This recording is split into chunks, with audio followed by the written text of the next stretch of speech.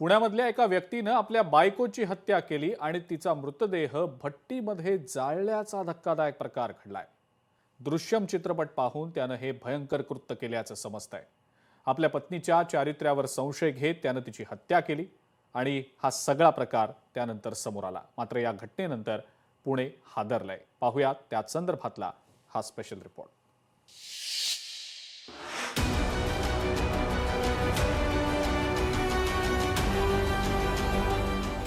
4 वेळा दृश्यम पाहिला।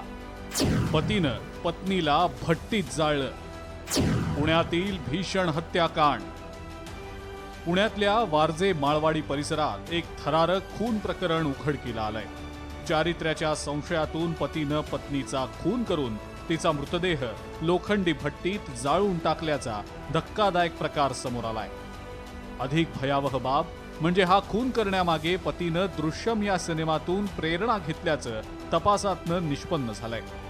खून करत पोलिसांना दिशाभूल करण्याचा प्रयत्न करत पतीनं स्वतःच पोलीस ठाण्यात जात आपली बायको बेपत्ता झाल्याची तक्रार दाखल केली होती। मात्र पोलिसांच्या तपासादरम्यान सीसीटीव्ही फुटेजमध्ये त्याचं बिंग फुटलं। दृश्यम स्टाईलनं पत्नीचा खून।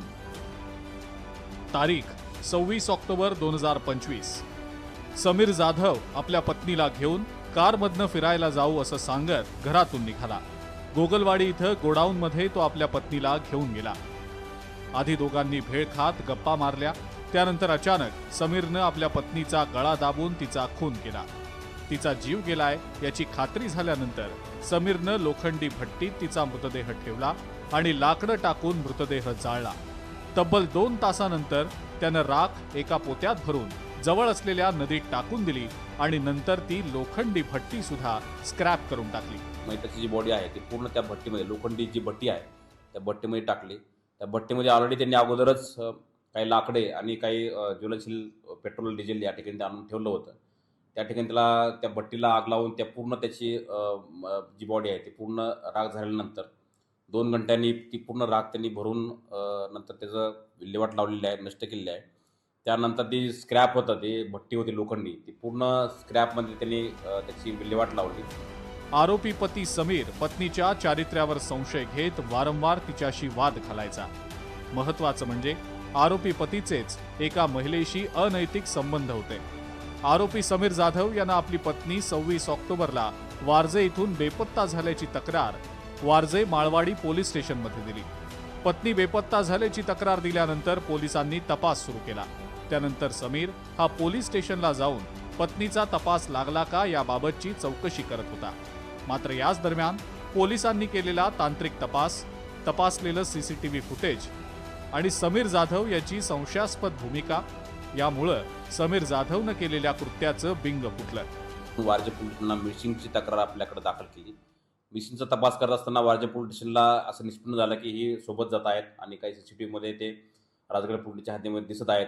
थोडं संशयास्पद वाटल्यानंतर पोलिसांनी त्याच्यामध्ये आणखी डिटेल तपास केला असता असं निष्पन्न झालं की हा जो मिसिंग देणारा व्यक्ती आहे, हा फिर्यादी मिसिंगचा, तोच याच्यामध्ये आरोपी आहे।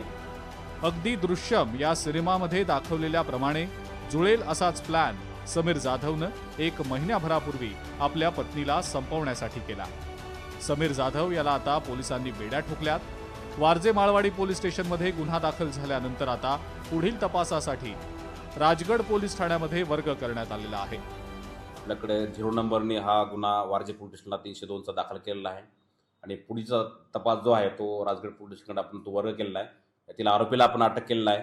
त्याच्यामध्ये पोलिसांनी खूप टेक्निकल गोष्टीचा सुद्धा वापर केलेला आहे आणि मिसिंगच्या थोड्याशा लिंक करून आपल्याला याचे 2 आरोपी आहे तो निष्पन्न करून हा खुनाचा गुन्हा जो आहे तो सांगलेला आहे। दृश्यम सिनेमा पाहून आपल्या पत्नीला बेपत्ता दाखवत हत्येचा फुलप्रूफ प्लॅन या समीर जाधवनं तयार केला खरा।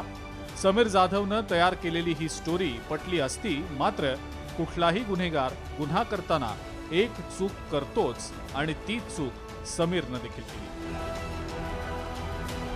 अमोल धर्माधिकारी, लोकशाही मराठी, पुणे। लोकशाही मराठी ऐका, पहा, जागरूक रहा।